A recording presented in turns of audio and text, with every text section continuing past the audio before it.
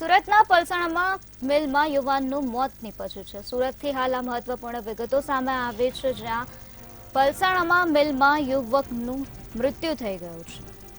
તો શિવાંજલિ મિલમાં કામ કરતા યુવાનનું મૃત્યુ નીપજ્યું હોવાની વિગતો સામે આવી છે। દીપક ઉપાધ્યાય મિલમાં કામ કરતો હતો, ત્યારે મશીનમાં હાથ આવી જતા દીપકનું મૃત્યુ નીપજ્યું છે। મૃતદેહને સિવિલ ખાતે પોસ્ટમોર્ટમ અર્થે ખસેડવામાં આવ્યો છે, ત્યારે પરિવારજનોએ તંત્ર પાસે ન્યાયની માંગણી કરી છે। તો સુરતનો આ સમગ્ર બનાવ છે, જ્યાં પલસાણામાં મિલમાં યુવાનનું મૃત્યુ નીપજ્યું છે। શિવાંજલિ મિલમાં આ યુવાન કામ કરતો હતો, ત્યારે તેનું મૃત્યુ થયું છે। દીપક ઉપાધ્યાય મિલમાં કામ કરતો હતો તે સમયે આ ઘટના બની હતી।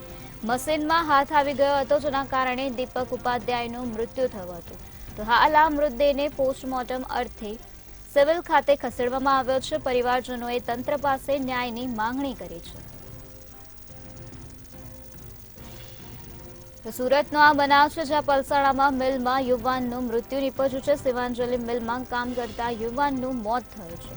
દીપક ઉપાધ્યાય મિલમાં કામ કરતો હતો તે સમયે આ ઘટના બની હતી। દીપક ઉપાધ્યાયનું હાથ મશીનમાં આવી ગયો હતો, જેના કારણે આ સમગ્ર બનાવ સર્જાયો હતો। તો મશીનમાં હાથ આવી જતા દીપક ઉપાધ્યાયનું મોત થયું હતું। મૃતદેહને પોસ્ટમોર્ટમ અર્થે સિવિલ હોસ્પિટલમાં ખસેડવામાં આવ્યો છે। પરિવારજનોએ તંત્ર પાસે ન્યાયની માંગણી કરી છે।